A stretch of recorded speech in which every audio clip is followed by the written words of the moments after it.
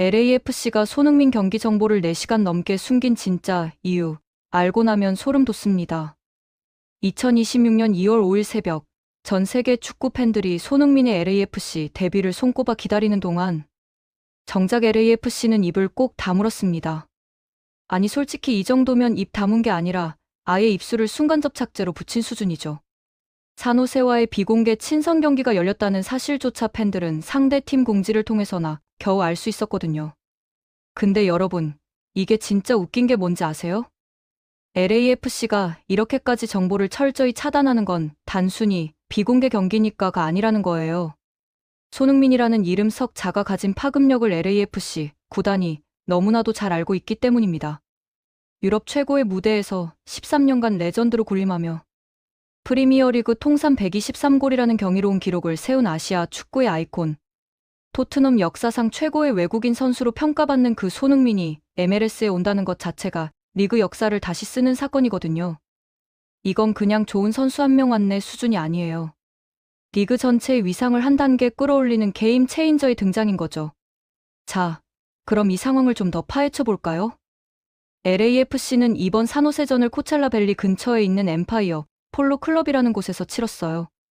구글 지도로 찾아보니까 LA에서 자동차로 2시간에서 2시간 반 정도, 거리로는 약 210km 떨어진 곳이더라고요. 코첼라밸리라고 하면 음악 축제로 유명한 그곳 맞습니다. 야자수가 늘어선 화창한 날씨에 멀리 산맥과 계곡이 보이는 그야말로 인스타그램 감성 폭발하는 그런 장소죠. 근데 이렇게 좋은 곳에서 훈련하고 경기하는데 왜 사진 한 장 제대로 안 올려주는 건지 정말 이해가 안 갑니다.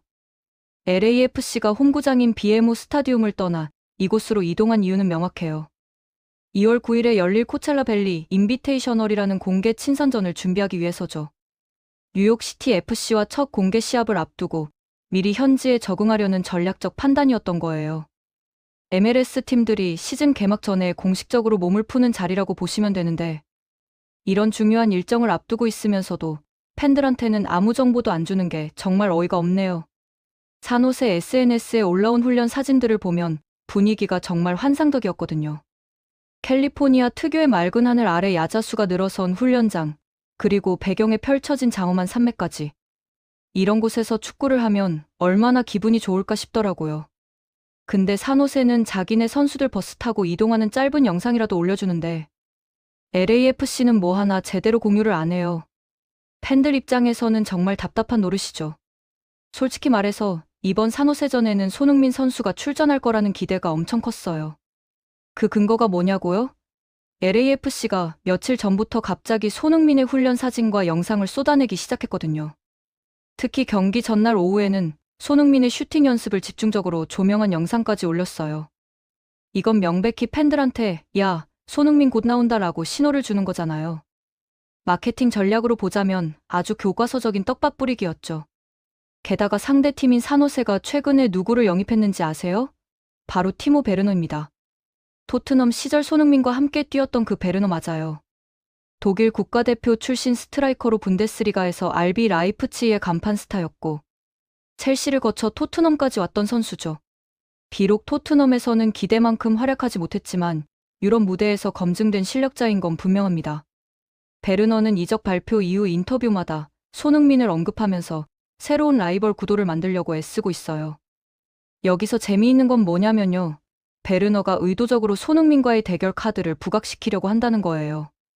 이건 단순히 개인적인 라이벌 의식이 아니라 리그 전체의 흥행을 위한 마케팅 전략이기도 해요. MLS 입장에서는 손흥민 대 베르너라는 프리미어리그 출신 스타들의 맞대결이 엄청난 화제가 될 거라는 걸 너무나 잘 알고 있거든요. 그래서 LAFC도 이 카드를 아낄 이유가 전혀 없는 거죠. 오히려 최대한 활용해야 할 황금 같은 기회인 건데 말이에요. 그런데 결과는 어땠을까요? 완전히 정반대였습니다. 산호세도 이번에는 LAFC와 입을 맞췄는지 경기가 시작됐는지조차 모를 정도로 1시간 넘게 아무런 게시물이 올라오지 않았어요. 이전 포틀랜드전 때는 산호세가 자기들 선발 명단부터 득점 상황, 골 장면까지 실시간으로 공유해줬거든요. SNS 담당자가 일을 엄청 열심히 한다는 느낌을 받을 정도였죠. 근데 이번에는 완전히 다른 모습을 보여줬어요. 한국 시간으로 오전 7시에 경기가 시작했으니까 9시 반이나 10시면 끝났을 텐데. 11시가 넘어서야 겨우 산호세 SNS에 사진 4장이 올라왔습니다. 그마저도 뭐가 올라왔는지 아세요? 산호세 선수들 위주 사진이에요. LAFC 선수는 골키퍼 위고 요리스랑 이름도 모르는 선수 한 명만 찍혀 있더라고요. 손흥민, 없어요. 베르너? 그것도 없어요. 팬들이 가장 궁금해하는 두 스타 선수는 한 명도 안 보이는 거예요. 이 정도면 진짜 일부러 숨기는 거 맞죠?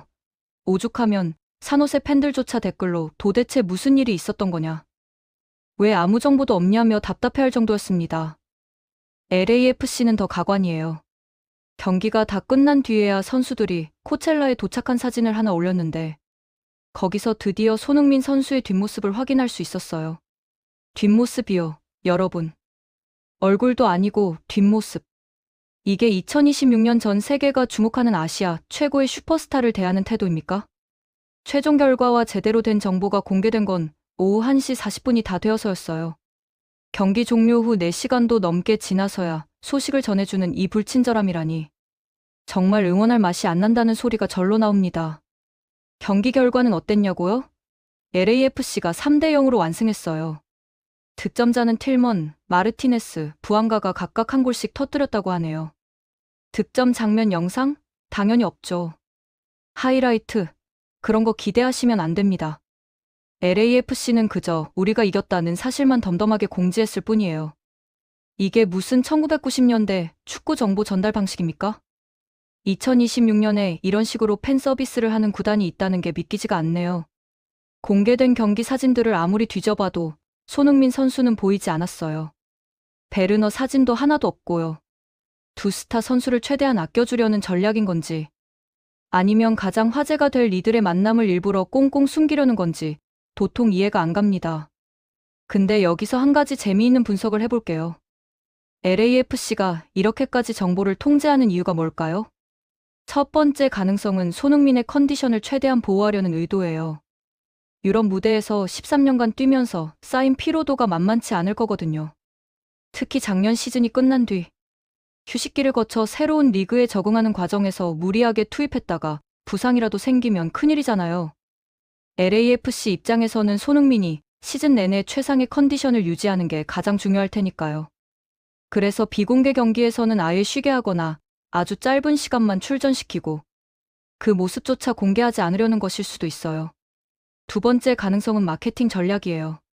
손흥민의 공식 데뷔를 최대한 극적으로 만들려는 거죠. 비공개 경기에서 슬쩍슬쩍 모습을 보여주면 신비감이 떨어지잖아요. 그보다는 완전히 베일에 쌓인 상태로 있다가 2월 9일 공개, 친선전이나 2월 18일 챔피언스컵에서 화려하게 등장하는 게 훨씬 더 임팩트가 크거든요. 이건 영화 마케팅에서 트레일러를 조금씩만 공개하면서 관객들의 기대감을 극대화하는 것과 똑같은 원리예요. LAFC가 이런 고급 마케팅 전략을 쓰고 있다면 나름대로 영리한 선택이라고 볼 수 있죠. 세 번째 가능성은 좀 더 현실적인 이유인데요. 아직 전술 훈련 단계라는 거예요. 손흥민이 팀에 합류한 지 얼마 안 됐잖아요. 동료들과의 호흡, 감독의 전술 이해, 새로운 리그 스타일 적응 등등 준비할 게 산더미예요. 이런 과정을 외부에 다 보여주면 상대 팀들이 LAFC의 전술을 미리 분석할 수 있거든요. 특히 손흥민을 어떤 포지션에 어떻게 활용할 건지, 세트피스 상황은 어떻게 운영할 건지 같은 핵심 전술은 최대한 숨기는 게 유리하죠. 그런데 솔직히 말해서요, 이런 합리적인 이유들을 다 이해한다고 해도 팬 입장에서는 답답한 건 사실이에요. 손흥민을 보고 싶어서 LAFC에 관심을 갖게 된 전 세계 수억 명의 팬들이 있는데 그 팬들한테 사진 한 장 제대로 공유 안 해주는 건 좀 심하지 않나요? 산호세는 그래도 훈련 사진이라도 올려주던데 말이에요. 여기서 한 가지 흥미로운 대조를 보여드릴게요. 산호세가 올린 훈련 사진들을 보면 선수들이 버스에서 내리는 모습, 훈련장을 걷는 모습, 준비 운동하는 모습까지 아주 자세하게 나와요. 팬들 입장에서는 아, 우리 팀이 이렇게 준비하고 있구나 하는 걸 직접 눈으로 확인할 수 있는 거죠. 이게 바로 팬 서비스예요. 팬들과 소통하려는 노력이고요. 근데 LAFC는 뭐합니까? 경기 끝나고 4시간 넘어서 우리 이겼어요 한 줄 올리는 게 다예요. 이런 태도 차이가 왜 생기는지 아세요? 산호세는 아직 큰 스타가 없어요. 베르너가 왔다고는 하지만 MLS에서 아직 검증 안 된 선수잖아요. 그래서 팬들과 적극적으로 소통하면서 관심을 끌어야 해요. 근데 LAFC는 달라요. 손흥민이라는 초대형 스타가 있으니까 굳이 노력 안 해도 관심이 쏟아지거든요. 그래서 이렇게 오만한 태도를 보이는 거 아닐까요? 어차피 너희는 손흥민 보려고 우리한테 올 거잖아. 그럼 우리가 굳이 친절할 필요 있어? 이런 마인드 말이에요. 자, 그럼 이제 앞으로의 일정을 한번 살펴볼까요? 이렇게 허무하게 비공개 평가전은 모두 끝났고, 다음은 2월 9일 뉴욕시티 FC와의 첫 공개 친선전이에요. 코첼라 밸리 인비테이셔널이라는 이름으로 열리는 이 대회가 손흥민의 첫 공식 모습을 보여줄 무대가 될 가능성이 아주 높아요. 한 기자에 따르면 이 경기에 손흥민 선수의 출전이 이미 준비됐다는 소식도 있거든요. 이번에는 진짜로 기대해봐도 좋을 것 같습니다. 뉴욕시티 FC는 MLS에서 나름대로 강팀이에요. 2021년에 MLS컵 우승을 차지한 전력이 있고, 맨체스터 시티와 같은 시티 풋볼 그룹 소속이라 재정적으로도 탄탄하죠. 전술적으로도 잘 조직된 팀이라 LAFC 입장에서는 좋은 테스트 상대가 될 거예요. 손흥민이 이 경기에서 어떤 모습을 보여줄지 정말 궁금하네요. 설마 이번에도 LAFC가 정보를 철저히 차단하지는 않겠죠? 공개 친선전이라고 했으니까. 최소한 경기 중계나 하이라이트는 나올 거예요. 그리고 진짜 중요한 일정이 2월 18일에 있어요. 바로 북중미 챔피언스컵 경기죠. LAFC는 온두라스의 모타구아와 원정 경기를 치르는데 이게 손흥민의 챔피언스컵 데뷔전이 될 예정이에요. 한국 시간으로는 2월 18일 수요일 정오인데 마침 설 연휴 마지막 날이라 많은 분이 지켜보실 수 있을 것 같네요. 이건 그냥 친선전이 아니라 공식 대회 경기예요. CONCACAF 챔피언스컵은 북중미 지역 최고의 클럽을 가리는 권위 있는 대회거든요. 챔피언스컵은 이미 2월 4일부터 시작됐어요. 지난 시즌 MLS 서부 1위 팀인 샌디에이고가 멕시코 리그의 푸마스를 4대1로 대파하면서 MLS 팀들의 강세를 보여줬죠. 멕시코 리그는 전통적으로 북중미에서 가장 강한 리그로 평가받는데 MLS 팀이 멕시코 팀을 이렇게 압도적으로 이긴 건 리그 전체의 위상이 올라갔다는 증거예요. LAFC도 당연히 이 대회에서 좋은 성적을 내고 싶어 할 거고 손흥민은 그 핵심 전력이 될 거예요. 온두라스 원정이 끝나고 나면 불과 4일 만에 또 중요한 경기가 기다리고 있어요. 바로 리오넬 메시의 인터 마이애미와의 리그 개막전이죠. 손흥민 대 메시라니 이거 완전히 드림 매치 아니에요? 프리미어리그 레전드와 라리가 레전드의 MLS 맞대결이라는 거잖아요. 전 세계 축구 팬들이 이 경기를 얼마나 기다렸는지 몰라요. 메시는 이미 작년에 MLS에서 압도적인 활약을 펼치며 MVP와 득점왕을 동시에 차지했거든요. 손흥민이 과연 메시를 상대로 어떤 플레이를 보여줄지 정말 기대됩니다. 시즌 초반 일정이 이렇게 빡빡하기 때문에 LAFC가 손흥민에게 충분한 휴식을 주려고 한 것 같기도 해요. 비공개 경기에서 무리하게 뛰게 하기보다는 체력을 아껴서 정작 중요한 공식 경기에서 최상의 퍼포먼스를 발휘하게 하려는 전략적 판단일 수 있죠. 이건 나름대로 합리적인 선택이에요. 손흥민의 나이가 이제 34이잖아요. 아직 전성기라고 볼 수 있지만 그래도 체력 관리는 신경 써야 할 나이거든요. 한편 LAFC는 경기 소식 대신 유니폼과 모자가 등장하는 의미심장한 영상을 하나 올렸는데 알고 보니 이게 새로운 선수 영입을 암시하는 복선이었어요. 해외 팬들의 추측에 따르면 포르투갈 명문 클럽 FC 포르투의 미드필더 스테판 유스타키오가 합류할 예정이라고 하네요. 포르투갈 매체 보도를 보니까 유스타키오는 이미 포르투 1군 훈련에 불참했대요.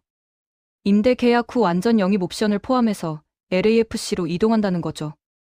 유스타키오가 누구냐고요? 캐나다 국가대표 핵심 미드필더예요.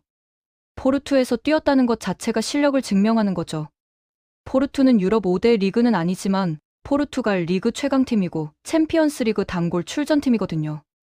거기서 주전으로 뛰었던 선수가 MLS로 온다는 건 리그 수준이 많이 올라갔다는 증거예요. 유스타키오는 북미 환경에도 익숙할 거예요. 캐나다 출신이니까요. 게다가 2026년 월드컵을 앞두고 있어서 북미에서 뛰면서 컨디션을 끌어올리려는 의도도 있을 거고요.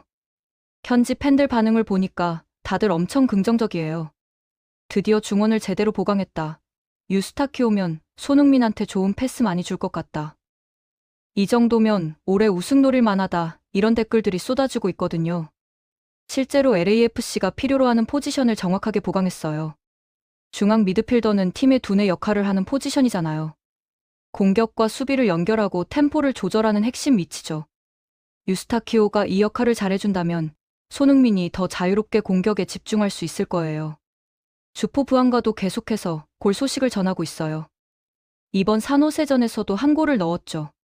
부안가는 작년에 LAFC에서 활약하면서 많은 관심을 받았던 선수예요. 팀을 떠날 수도 있다는 루머가 있었는데 계속 잔류할 분위기라고 하네요. 이건 LAFC 팬들한테 정말 좋은 소식이에요. 손흥민, 부안가, 데니스 부안가까지 공격진이 완전히 화려해지거든요. 여기에 유스타키오가 중원에서 받쳐준다면 LAFC의 전력은 MLS 최강이라고 해도 과언이 아니에요. 솔직히 말해서 이번 시즌 LAFC는 우승 후보 1순위예요. 손흥민이라는 게임 체인저가 왔고 기존 주전들도 다 남아있고 거기에 유스타키오까지 보강했잖아요. 팀워크만 잘 맞는다면 MLS컵은 물론이고 챔피언스컵까지 노릴 수 있어요. 특히 손흥민의 경험이 큰 도움이 될 거예요. 유럽 최고 무대에서 13년간 뛰면서 쌓은 노하우, 빅매치 경험. 승부처에서의 침착함 같은 건 돈으로도 살 수 없는 자산이거든요. 근데 여기서 한 가지 걱정되는 부분도 있어요. LAFC의 이런 폐쇄적인 태도가 계속된다면 팬들의 불만이 쌓일 수 있다는 거죠. 손흥민 팬들은 전 세계에 있어요. 한국은 물론이고 아시아 전역, 유럽, 북미, 남미까지. 이 사람들이 다 LAFC에 관심을 갖게 됐는데 정작 LAFC는 정보를 제대로 공유하지 않으면 팬들이 실망할 수밖에 없어요. 초반에는 손흥민 보고 싶어서 참는다고 하겠지만 이게 계속되면 이 팀은 팬들을 무시하는구나 라는 인식이 생길 거거든요. MLS는 아직 유럽 리그들에 비하면 인지도가 낮아요.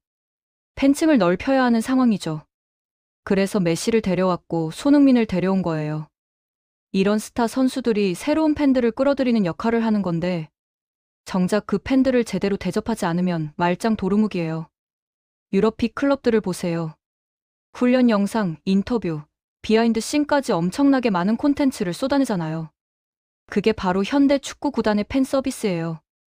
LAFC도 이제는 태도를 바꿔야 해요. 손흥민이 온 이상 더 이상 작은 클럽이 아니에요. 전 세계적인 관심을 받는 빅클럽이 된 거죠. 그에 걸맞은 운영 방식을 갖춰야 한다는 거예요.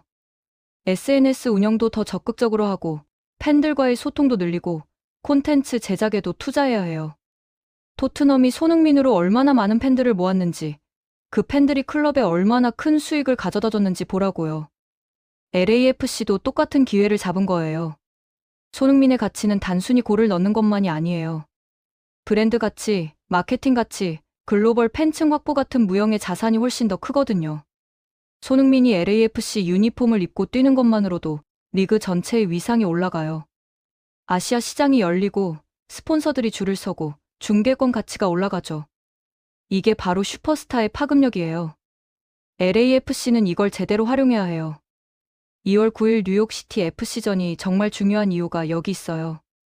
이 경기가 손흥민의 LAFC 공식 데뷔 무대가 될 가능성이 높거든요. 전 세계 팬들이 지켜보는 가운데 손흥민이 어떤 플레이를 보여줄지 LAFC는 그를 어떻게 활용할지가 드러날 거예요. 이 경기에서 좋은 모습을 보여주면 메시와의 개막전까지 엄청난 화제를 모을 수 있어요. 반대로 부진하거나 다치기라도 하면 큰 타격이겠죠. 손흥민 본인도 이번 시즌을 아주 중요하게 생각할 거예요. 프리미어리그에서의 화려한 커리어를 마무리하고 새로운 도전을 선택했잖아요. MLS에서도 성공해야 레전드로서의 명성을 이어갈 수 있어요. 나이 때문에 유럽을 떠났다는 평가를 받고 싶지 않을 거예요. 손흥민은 MLS에서도 최고였다라는 평가를 받으려면 이번 시즌이 정말 중요하죠. 다행히 손흥민의 프로 의식은 이미 검증됐어요. 토트넘에서 13년 동안 뛰면서 한 번도 태도 문제로 구설수에 오른 적이 없거든요. 항상 성실하게 훈련하고 팀을 위해 헌신하고 어려울 때도 긍정적인 모습을 보여줬어요. 이런 프로 정신이 MLS에서도 발휘될 거예요. 새로운 환경에 빠르게 적응하고 팀을 이끄는 리더 역할을 할 거라고 확신해요.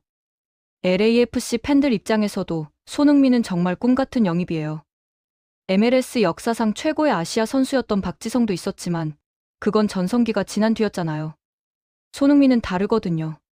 지난 시즌에도 토트넘에서 활약했고 여전히 높은 수준을 유지하고 있어요. 이런 선수가 MLS로 온 건 정말 역사적인 사건이에요. 데이비드 베컴, 티에리 앙리, 카카 같은 레전드들이 MLS로 왔을 때만큼이나 큰 의미가 있는 거죠.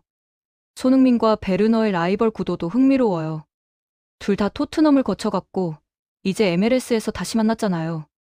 베르너는 토트넘에서 기대만큼 못했기 때문에 MLS에서 재기하려는 의지가 강할 거예요. 손흥민을 상대로 좋은 모습을 보여주면 자신의 가치를 증명할 수 있으니까요.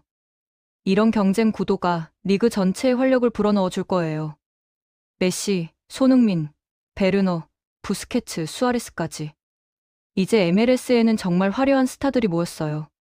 불과 몇 년 전만 해도 MLS는 은퇴 리그라는 이미지가 강했는데 이제는 달라졌죠. 여전히 경기력이 있는 스타들이 찾는 리그가 됐어요. 이건 MLS의 위상이 올라갔다는 증거예요. 재정적으로 안정됐고 경기 수준도 올라갔고 인프라도 좋아졌으니까 스타들이 오는 거죠. 2026년 월드컵이 미국, 캐나다, 멕시코 공동 개최라는 것도 큰 영향을 미쳤어요. 북중미 지역에 대한 전 세계의 관심이 높아지고 있거든요. MLS는 이 기회를 최대한 활용하려고 해요.